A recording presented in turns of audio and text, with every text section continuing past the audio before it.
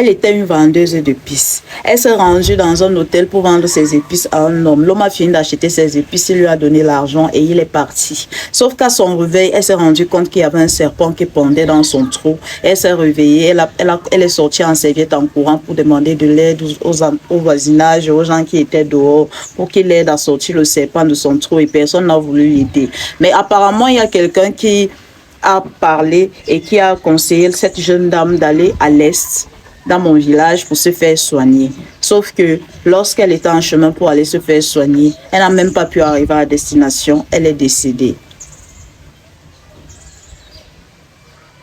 Je suis mauvaise, non. Je suis une sorcière, je suis méchante, je parle mal aux femmes. Je méprise les femmes, non. Voilà alors.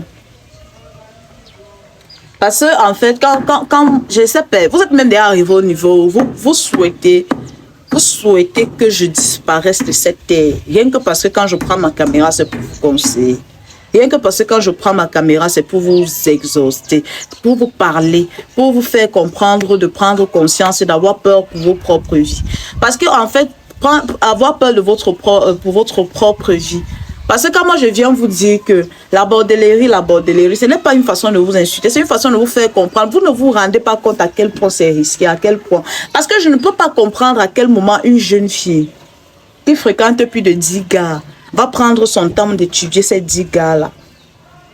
Pour connaître que ces 10 gars que je fréquente ici-là, est-ce qu'ils sont des personnes fiables? Est-ce qu'ils sont honnêtes? Est-ce qu'ils sont sincères? Est-ce qu'ils sont même réellement humains? Parce que ce que vous ne savez pas, c'est que sur cette terre, il y a des personnes qui ne sont pas humaines. Est-ce que vous le savez même? Beaucoup, vous êtes là, vous couchez avec les revenants, vous couchez avec les fantômes, simplement parce qu'on n'avait jamais eu le temps de vous infiltrer dans leur vie, poser des questions à savoir qui ils sont, d'où ils viennent, pour savoir réellement s'ils sont même des personnes qui ont vraiment une existence sur cette terre. Beaucoup là, vous nyoxez avec les fantômes, vous pinez avec les ancêtres, pour dire que vous êtes maudits. Et le dehors est risqué. Quand vous parlez sur le fait d'arrêter la bordellerie, ce n'est pas parce qu'on ne veut pas vous empêcher de vendre le piment.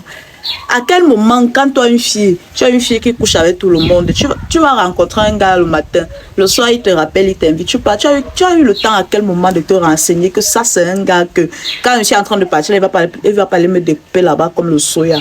Tu t'es renseigné sur ça à quel moment?